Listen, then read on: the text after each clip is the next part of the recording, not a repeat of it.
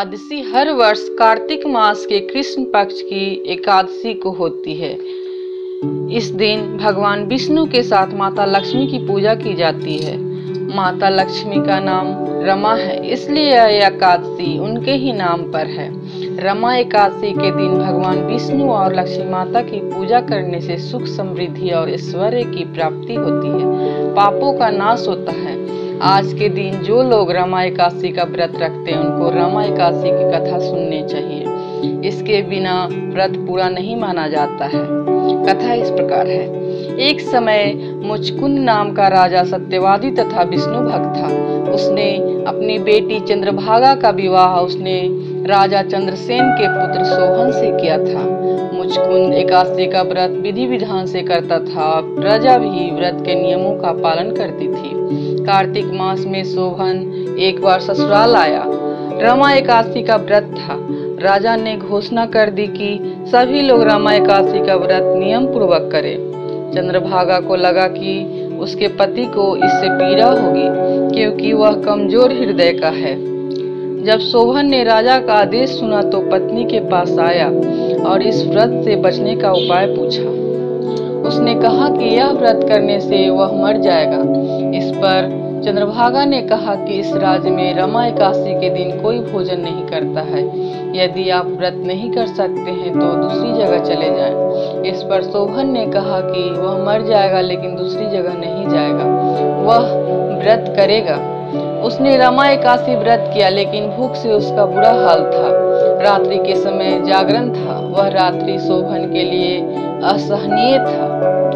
अगले दिन सूर्योदय से पूर्व ही भूखे सोहन की मौत हो गई। इस पर राजा ने उसके शव को जल प्रवाह करा दिया तथा बेटी को सती न होने का आदेश दिया। उसने बेटी से भगवान विष्णु पर आस्था रखने को कहा। पिता की आज्ञा मानकर बेटी ने व्रत को पूरा किया। उधर रमा एकादशी व्रत के प्रभाव से सोहन जीवित हो गया और उसे विष्णु कृपा से मंदराचल पर्वत पर देवपुर नामक उत्तम नगर मिला। राजा सोहन के राज में स्वर्ण, मणियों, आभूषण की कोई कमी न थी।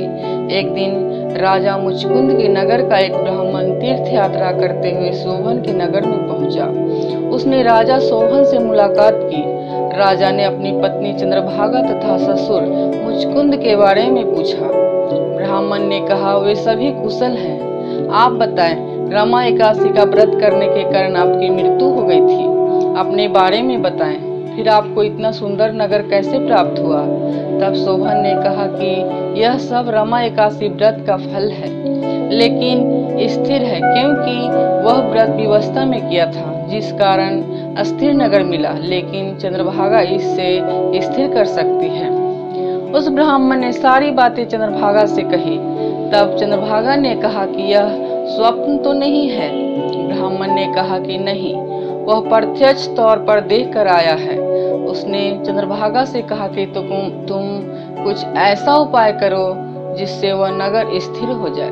तब चंद्रभागा ने उस देवनगर में जाने को कहा। उसने कहा कि वह अपने पति को देखेगी तथा अपने व्रत के प्रभाव से उस नगर को स्थिर कर देगी।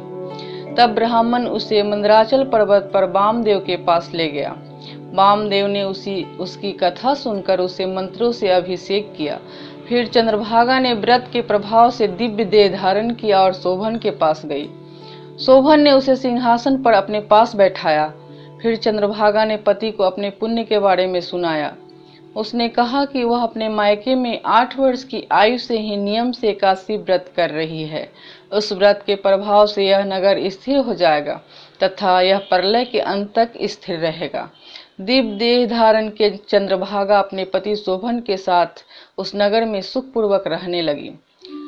भगवान कृष्ण ने अर्जुन से कहा था कि जो लोग रमा एकादशी का महात्म्य सुनते हैं वे अंत में विष्णु लोक को प्राप्त होते हैं।